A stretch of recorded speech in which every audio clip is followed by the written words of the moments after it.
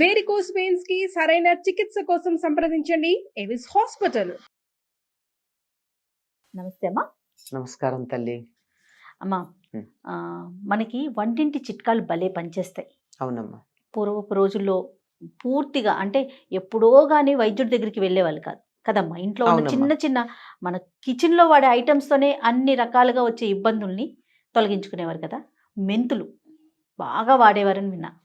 అసలు మెంతుల వల్ల ఉపయోగాలు ఏంటి, వేటికి ఎక్కువగా ఉపయోగించుకోవచ్చు? మెంతి లేని కూర అని ఒక మాట ఉంది. ఏదైనా రుచి లేని పదార్థం ఏదైనా ఉంటే, ఏదైనా ఒక వస్తువు ఉందనుకోండి, అందులో అసలైన పదార్థం లేకుండా ఆ వస్తువు ఉంటే, అసలు ప్రాణప్రదమైంది లేకుండా ఉంటే మెంతి లేని కూర లాంటిది అంటారు. అదో మాట ఉంది. ప్రతి కూరలో కూడా అంటే చాలా వరకు ఎక్కువ వాటిల్లో మెంతి ఎక్కువ, అంత ప్రధానంగా మన వాళ్ళు మెంతిని వాడారు. ఇది చాలా ఆరోగ్యాన్ని కలిగించేటటువంటిదమ్మా.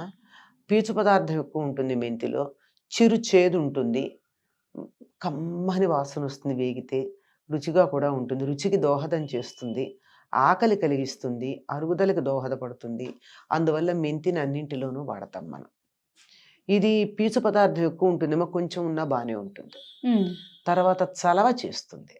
మనం తినే పదార్థాల్లో చాలా వరకు వేడి చేసే ఉంటాయి. అందులో ముఖ్యంగా పులుసు కూరలు, పచ్చళ్ళు, వీటన్నిటిలో చింతపండు వేస్తాము, దాంతో పాటుగా మిరపకాయలు కూడా ఎక్కువ వేస్తాం. ఇవి లోపల మనకు కొద్దిగా వేడి చేయించేటువంటి లక్షణం ఉన్నాయి. దానివల్లే కదా మనకి ఎసిడిటీ లాంటివి అవన్నీ వస్తూ ఉంటాయి. ఇవి రాకుండా కాపాడడానికి మెంతి చాలా చక్కగా బ్యాలెన్స్ చేస్తుంది. మెంతి లేకపోతే మీకు పచ్చడికి రుచి ఉండదు. పులుసుతో చింతపండు పెట్టి చేసే ప్రతి పదార్థంలోనూ మెంతి వేస్తాం. అంటే ఇటు చలవ చేస్తూ వాటి వల్ల వచ్చేటటువంటి వాటన్నిటిని బ్యాలెన్స్ చేస్తూ ఉంటుంది. దీంట్లో ఉన్న ఔషధీ గుణాలు ఇంత అంత అని చెప్పడానికి వీల్లేదని చెప్తారమ్మా. నిల్వ పచ్చళ్ళలో కూడా వాడతాం కదా, అన్నిట్లో వాడతాం.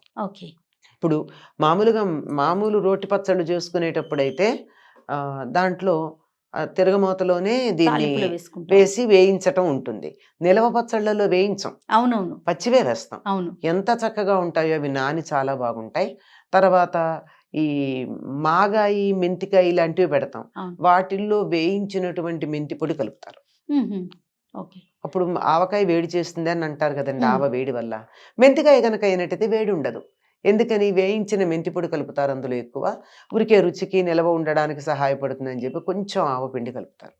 కనుక ఈ విధంగా మెంతి అన్నది ఆహారంలో సమతౌల్యతకి సహాయం చేసేటటువంటిది. వారికి కూడా మనం ఎక్కువగా వాడుతూ ఉంటాం.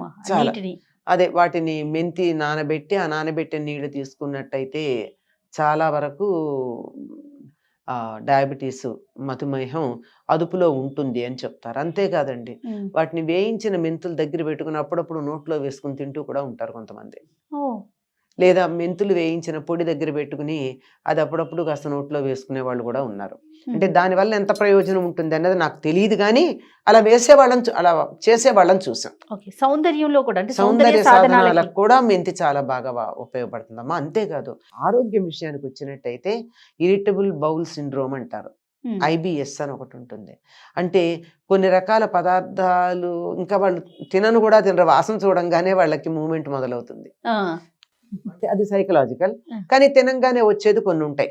అంటే కొంతమందికి ఏదో కారం పడదు, కొంతమందికి ఏదో గోంగూర పడదు, కొంతమందికి శనగపప్పు పడదు, ఒకళ్ళకి ఇంకోటి వంకాయ పడదు, ఇట్లాంటివి ఉంటాయి కదా. అవి అంటే ఇలా తింటూ ఉండగానే వాళ్ళకి బౌల్ మూమెంట్ వస్తుంది. అట్లా ఉండి ఎలా వస్తుందంటే, ఒకసారి వస్తే పర్వాలేదు కానీ అవి మోషన్స్ లాగా ఈ నీరసపడేటటువంటి లక్షణాలు ఉన్నాయి. కొంతమందికి దేనివల్ల కూడా తెలీదు, ఇరిటబిలిటీ. అట్లాంటి వాళ్ళకి తగ్గాలి అంటే రాత్రిపూట పెరుగులో మెంతుల్ని నానబెట్టి ఉదయం తింటారండి పరగడుపున. ఎన్నో అక్కర్లా, ఇన్ని చిన్న చెంచాడు అంతా, ఒక పెద్ద చెంచాడు పెరుగులో నానబెట్టేసి పొద్దున పూట నిద్ర లేవంగానే మొహం కడుక్కోగానే పరగడుపుని తినాలి ఆ పెరుగు, ఆ మెంతి. అలా ఉన్నవాళ్ళు కొద్ది రోజులు వరుసగా అట్లా గనక తీసుకున్నట్టయితే ఈ ఇరిటబుల్ బౌల్ సిండ్రోమ్ తగ్గుతుంది. మెంతి అనేక రకాలుగా మనకి చెప్పాను కదా, జీర్ణ వ్యవస్థకి సహకరిస్తూ ఏ రకమైన వేడి, ఇరిటేషన్ లాంటివి ఉంటే వాటన్నిటినీ కూడా చక్కగా బ్యాలెన్స్ చేసుకుంటూ ముందుకు పెడుతుంది. ఇది ఆరోగ్యానికి సంబంధించింది. అవును. ఇంకా సౌందర్య సాధనంగా అయితే మీకు తెలుసు, ముఖానికి జుట్టుకి, మొహానికన్నా కూడా ఎక్కువ తలకి వాడతాం. మెంతి నానబెట్టి గోరింటాకులో కలిపి పెరుగులో కలుపుకొని తలకి పట్టించుకోవడం. అంతేకాదు, మెంతి కూర ఉందే, అది చాలా లేత మెంతి కూర, మనకి మామూలుగా పెద్ద పెద్ద ఆకులు ఉండే మెంతి కూర కాకుండా అప్పుడే చిగుళ్ళు వచ్చిన మెంతెం కూర అంటూ ఉంటారు, చిన్న చిన్న కట్ట, అసలు అది ఇంతే ఉంటుంది. అవునవును. దాన్ని తెచ్చి రుబ్బి తలకి పెడతారు. అది చాలా బిరుసుగా ఉండే జుట్టు కాస్త మెత్తగా తయారవుతుందని, డాండ్రూఫ్ పోతుందని, తర్వాత జుట్టు ఊడడం తగ్గిస్తుందని, నల్లబడుతుందని ఏం పెద్ద చెప్పలేదు దాని గురించి. ఇప్పుడు చాలా మందికి అసలు విషయం అది, ఉన్న 4 పోచలైనా నల్లగా ఉండాలి, ఆ మాట ఏమి ఎక్కడ కనపడదు. కానీ ఊడటం కూడా ప్రధాన సమస్యగా తయారైందమ్మా ఇవాళ రేపు. జుట్టు అసలు అందులో శీతాకాలంలో ఎంతగా ఊడిపోతుంది. నిజానికి శీతాకాలం ఊడకూడదు, మరి ఎందుకన్నా ఎందుకో మనం ఊడిపోతుంది. ఎక్కువ మందికి ఒక కారణం ఏం చెప్తున్నారంటే, ఈ బూస్టర్ డోస్ తీసుకున్నారే కరోనాకి, దాని ఆఫ్టర్ ఎఫెక్ట్స్ లో one of the main things ఏమిటంటే జుట్టు ఊడిపోవడం అని అంటున్నారు. అది ఎంతవరకు నిజమో తెలియదు కానీ, ఎందుకంటే బాగా నిర్ధారణ చేస్తే గానీ చెప్పలేం. ఇవన్నీ ఎవరికి తోచింది, నా అనుభవంలోకి వచ్చింది నేను చెప్తాను, మీ అనుభవంలోకి వచ్చింది మీరు చెప్తారు, ఇంకోళ్ళ అనుభవంలోకి వచ్చింది వాళ్ళు చెప్తారు. అది సరి అయింది అవ్వాలి, 100కి 100 నిజం అవ్వాలనేటటువంటి నియమం ఏం లేదు.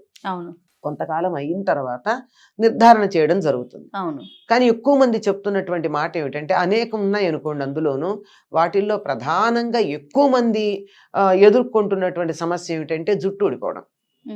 దానివల్ల అసలు కరోనా వచ్చిన వాళ్ళకి ఊడిపోయింది, ఎందుకంటే శరీరంలో ఇమ్యూనిటీ తగ్గింది, శక్తి తగ్గిపోయింది గనక.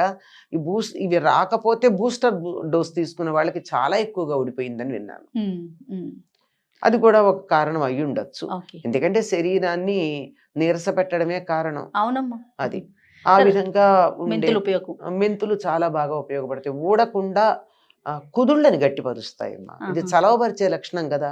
జుట్టు ఎందుకు ఊడిపోతుంది? ఎక్కువ వేడి ఉంటే. తలలో బుర్ర బాగా పనిచేసే వాళ్ళకి జుట్టు త్వరగా ఊడుతుంది. అవునవును. మరి అది ఎక్కువ బుర్ర పనిచేస్తూ వేడి చేసింది అంటే అది చలవపరచడానికి మెంతులు నానబెట్టి రుబ్బి కలుపుకోవడం కానీ, సాధారణంగా గోరింటాకులో కలుపుతూ ఉంటారు చాలా మంది. కాదు ఎర్రబడుతుందేమో జుట్టు అని అనుమానం ఉన్న వాళ్ళు అది లేకుండా కూడా కలుపుతారమ్మా. అది లేకుండా కొంతమంది పెరుగులో కలుపుకొని పెట్టుకోవటం తెలుసు, అదే పెరుగులో కలిపి పెట్టడం. కానీ పెరుగులో కలిపి పెడితే మాత్రం పెరుగుకున్న లక్షణం ఏమిటంటే ఏమాత్రం ఆయిల్ లేకుండా తీసేస్తుంది పెరుగు. వెంటనే నూనె రాసుకునే అలవాటు ఉన్న వాళ్ళకి పర్వాలా. అవును. లేకపోతే ఇప్పుడు నూనె రాయరు కదా చాలా మంది, అట్లాంటి వాళ్ళు పెరుగులో కలుపుకున్నట్టయితే జుట్టు చిట్లిపోతుంది.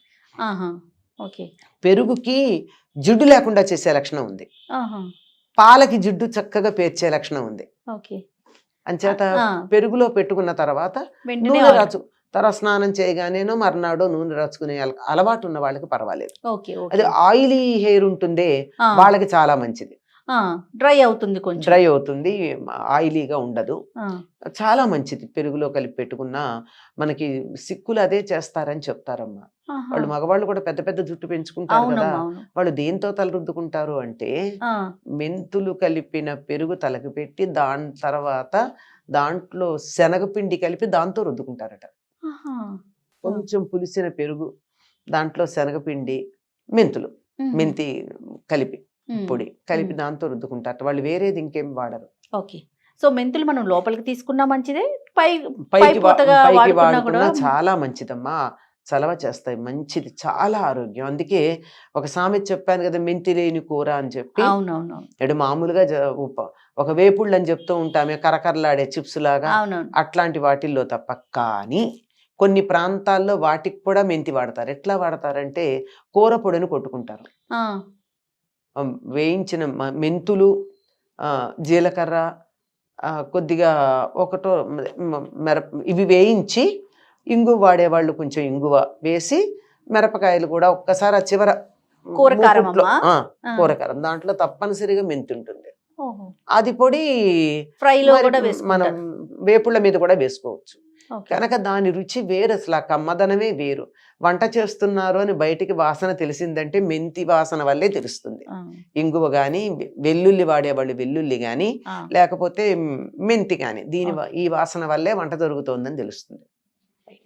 థ్యాంక్ యూ అమ్మా. నమస్తే. నమస్తే అమ్మా.